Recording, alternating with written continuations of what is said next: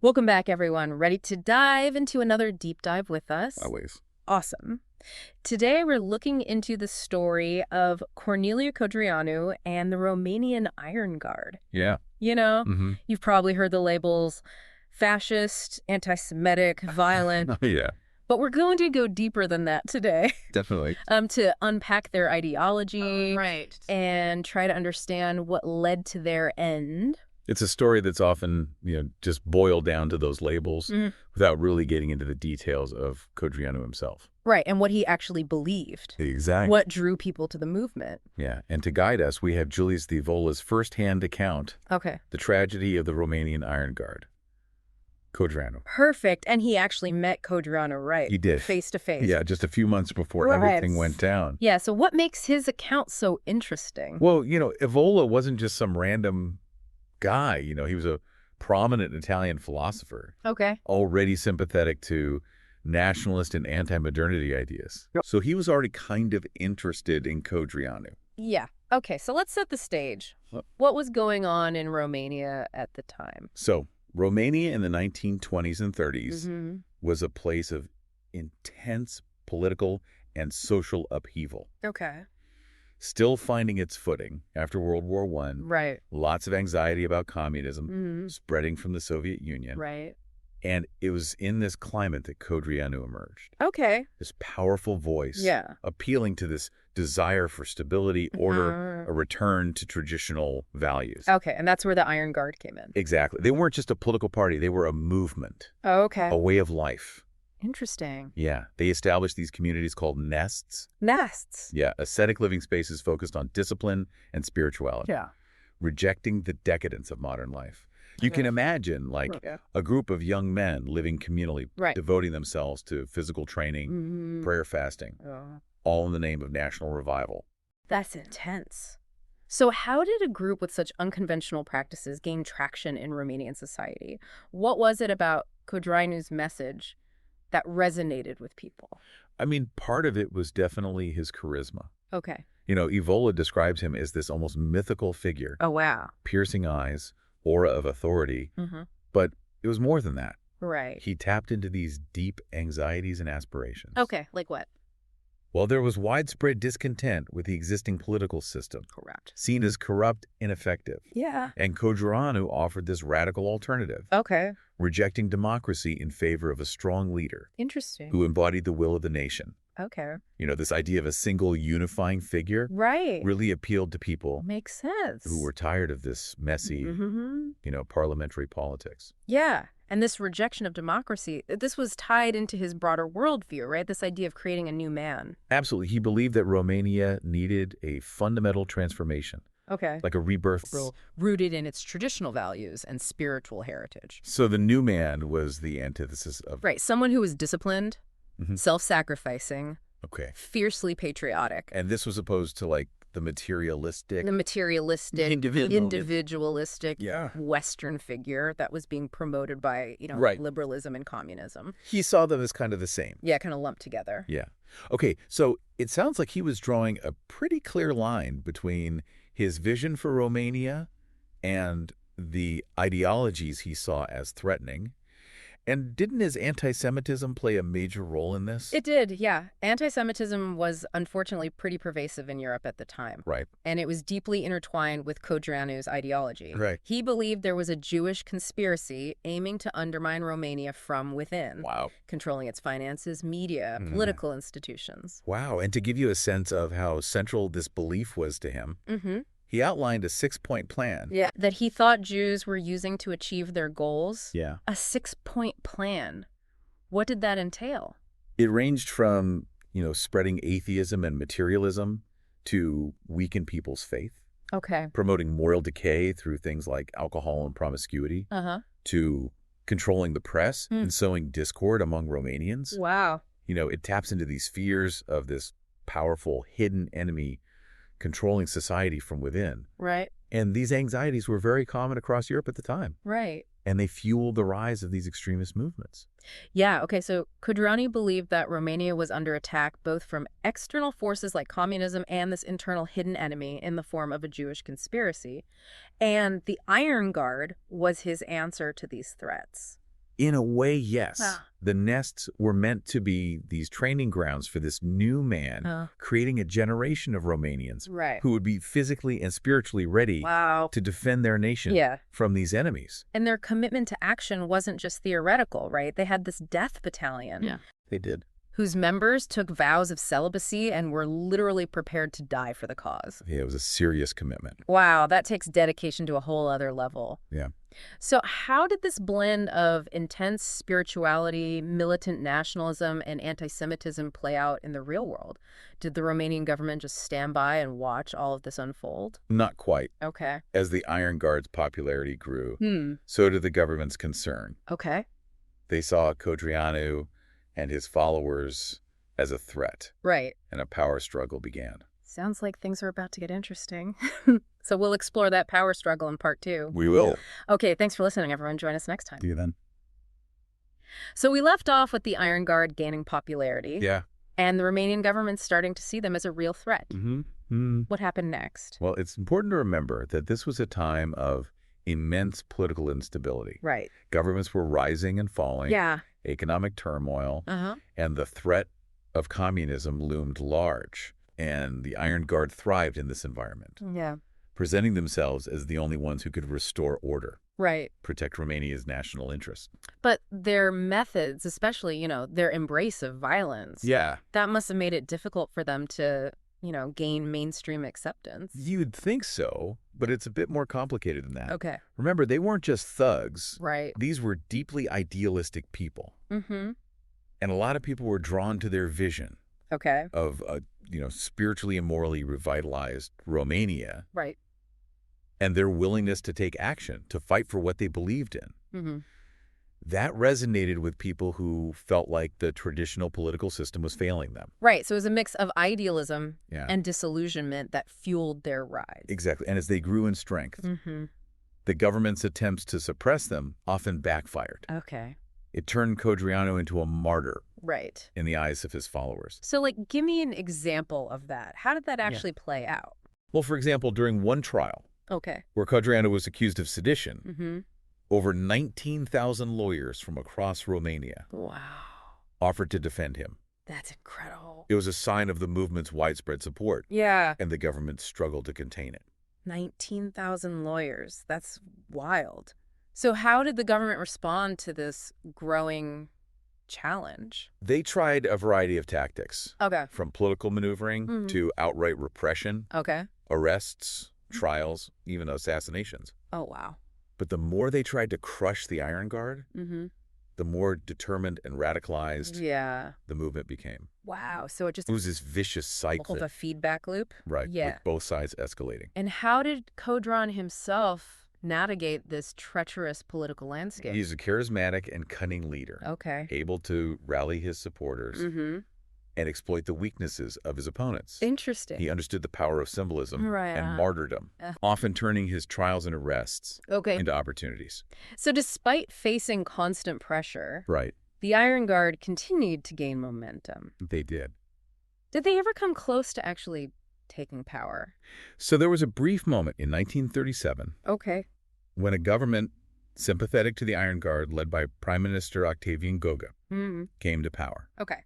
However, it was short-lived. How short are we talking? Only 44 days Oh, wow. before being replaced. So close yet so far. What happened? Did the king just decide he'd had enough of them? It's more nuanced than that. Okay. There were internal divisions within the Iron Guard, Uh-huh. some factions favoring a more pragmatic approach, Okay. while others remained committed to revolutionary goals. Interesting. And externally, there were concerns Okay. about the Iron Guard's growing ties to Nazi Germany. Right. This is the late 1930s. Exactly. Fascism is spreading across Europe. The king and his advisors were wary Mm-hmm. of becoming too closely aligned with Hitler. They saw the Iron Guard's radicalism as a liability. So the Iron Guard's association with Nazi Germany that ended up hurting them politically. It certainly didn't help. Okay. And the timing is interesting. What do you mean? Just after the Anschluss, Okay. Hitler's annexation of Austria, Right. Codreanu was arrested yet again. Okay. This time the charges stuck. Oh. He was sentenced to 10 years in prison. Wait, the Anschluss, can you remind us what that was and how it might have played a role in Codreanu's arrest? The Anschluss was Hitler's forceful takeover of Austria Mm-hmm. in 1938, Mm-hmm. a blatant act of aggression that sent shockwaves through Europe Right. and made other nations nervous, Of course. especially those bordering Germany. Right. And in the case of Romania, the government may have feared Okay. that the Iron Guard, emboldened by Hitler's success, Uh-huh. would attempt a similar power grab. Makes sense. They needed to neutralize Codreanu, Right. and this provided the perfect opportunity. So they used the political climate to justify cracking down on the Iron Guard even further. It certainly seems that way, Okay. but imprisoning Codreanu had the opposite effect. How It so? radicalized the movement, Okay. pushing them further underground, Mm-hmm. increasing their reliance on violence. The Death Battalion we were talking about earlier. Exactly. They stepped up their activities, Targeting. government officials, Mm-hmm. anyone they perceived as an enemy of the nation. So things went from bad to worse. That's an understatement. Okay. Romania descended into a state of near anarchy. Wow. Political assassinations, reprisals, Yeah. just a general atmosphere of fear and suspicion. Oh, wow. There's a powder keg ready to explode, Right. and then came the final tragic act. Oh, boy. This is where it gets interesting. Mhm. Tell me everything. On November 30th, 1938, Okay. the Romanian government announced that Codreanu, along with several other imprisoned Iron Guard members, had been killed while attempting to escape custody. An escape attempt. That sounds a little convenient, don't you think? It does. Yeah. And Evola, Mm-hmm. along with many others, Yeah. believed that this was a staged execution, Okay. that Codreanu and his followers were deliberately murdered by the authorities. So you're saying they assassinated their most vocal opponent Mm-mm. and then tried to cover it up as an escape attempt? Was there any evidence to support that claim? Well, the circumstances surrounding Codreanu's death were suspicious. Okay. First, the escape attempt itself seems unlikely. Yeah. Codreanu was a high-profile prisoner. Right. His transport would have been heavily guarded. Makes sense. Second, the authorities buried the bodies almost immediately, Right. within 3 hours of their deaths, Wow. preventing any independent investigation. Yeah. That's... This haste, combined with the lack of transparency, Mm-hmm. really fueled speculation that the government had something to hide. So what was Evola's take on all of this? Evola saw Codreanu's death as the culmination of the forces that had been working against him all along. Okay. He believed that powerful interests, both within Romania and abroad, Mm-hmm. had conspired to eliminate a movement that threatened their control. Right. And Evola was already predisposed to see these shadowy forces at play. Exactly. Right. Manipulating events from behind the scenes. So who were these shadowy forces, according to Evola? And what were their motives? He's a bit vague on specifics. Okay. But he paints this picture of international financial networks, Mm-hmm. political elites, Yeah. media moguls. Okay. Essentially, those who benefit from a world where smaller nations are easily manipulated and controlled. Right. He argued that these forces saw Codreanu's vision Mm-hmm. of a strong, independent Romania All right. as a direct threat to their interests. So Codreanu's fierce nationalism and his rejection of both communism All right. and Western-style liberalism Exact. made him a target. He was a wild card. Yeah, they couldn't control him. And his death, in Evola's view, was a tragic but inevitable consequence of his defiance. Wow. That's a pretty bleak assessment. Yeah. So what happened to the Iron Guard after Codreanu's death? Did they just disappear? Not at all. Okay. In fact, Codreanu's martyrdom breathed new life into the movement. Really? They went even further underground, Wow. becoming more radicalized and violent. Okay. But that's a story For another for tidbit. another deep dive. Yeah. Okay, so we've covered Codreanu's rise, the Iron Guard's ideology and activities, Yeah. the government's attempts to suppress them, Yeah. and the suspicious circumstances surrounding Codreanu's death. Right. But we haven't really talked about the man himself. Yeah. What was he like? What motivated him? Good question.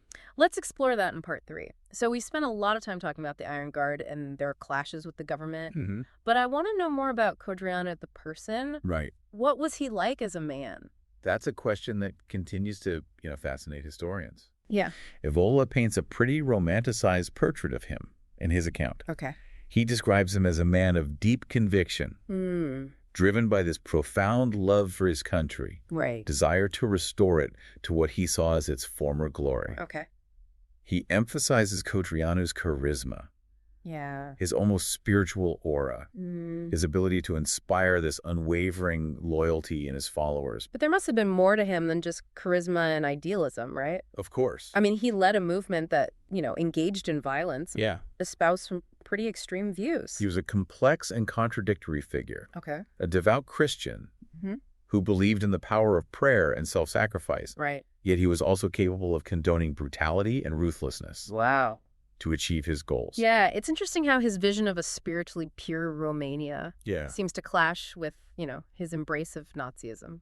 It is, and this contradiction highlights the inherent tensions within the Iron Guard's ideology. Okay, how so? On one hand, they yearned for this return to traditional Romanian values, Okay. rejecting what they saw as the, corrupting influences of modernity, globalization. Right. But on the other hand, they were drawn to the power and efficiency of fascism. Okay. They saw it as a model for achieving their nationalist ambitions.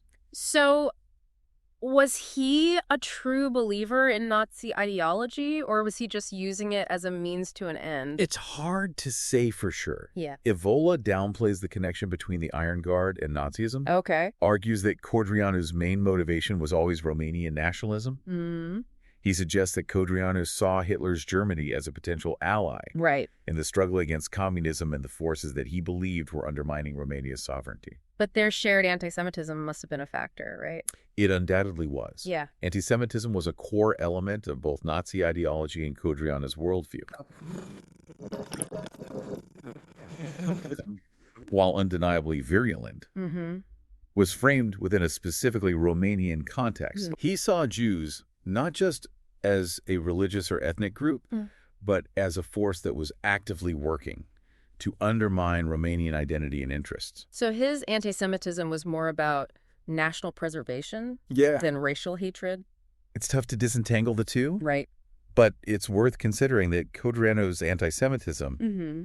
like a lot of the anti-Semitism of that era, Yeah. was often expressed in economic and cultural terms. Okay. He accused Jews of controlling Romania's finances, manipulating its media, Right. promoting alien values that were eroding traditional Romanian culture. So he was tapping into these anxieties about economic inequality That's it. and cultural change. Yeah, and this is what made his message so potent, Okay. especially for those who felt left behind by the rapid modernization and social upheaval of the interwar period. Right. They were looking for someone to blame for their economic woes, Mm-hmm. their sense of cultural dispossession. Yeah. And Codreanu offered them this convenient scapegoat in the form of a Jewish conspiracy. It's a disturbing reminder of how easily fear and resentment can be manipulated for political gain.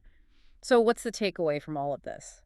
I think the main takeaway is the danger of unchecked nationalism Okay. and the allure of these simplistic solutions to complex problems. Right. Codreanu's vision for Romania, while appealing to some, Mm-hmm.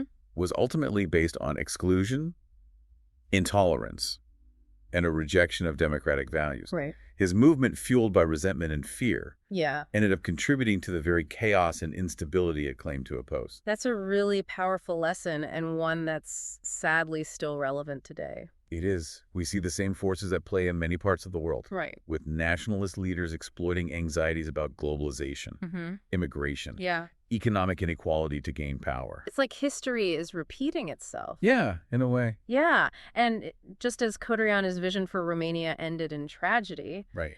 these movements often lead to violence, repression, and the erosion of democratic institutions. It's a cautionary tale. Yeah, for sure. Well, you've given me, and hopefully our listeners, a lot to think about. I hope so. Was Codreanu a visionary leader or a dangerous demagogue? Right. A devout patriot or a ruthless fanatic? Mm-hmm. I think the answer is probably a bit of both. Yeah, His story is a complex and troubling one, for sure. full of contradictions and nuances that, defy easy categorization. That's messy. But that's the nature of history, right? It is. It's messy, ambiguous, and often unsettling. Mm-hmm. But it's by grappling with these uncomfortable truths Yeah, that we can gain a deeper understanding of ourselves and the world we live in. I couldn't agree more. Well, I want to thank you for guiding us through this deep dive It's been my pleasure. into the world of Corneliu Codreanu and the Iron Guard. It's been fascinating and thought-provoking. It has. And to our listeners, thank you for joining us. Mm-hmm. We hope this episode has sparked your curiosity and left you with some lingering questions. As Evola himself wrote, Romania is the last area free from the game of the obscure forces at work in the great democracies. So a thought-provoking statement It is. that invites us to consider the hidden currents of history and the often unseen forces that shape our world. Definitely. Until next time, keep diving deep and never stop questioning. See you then.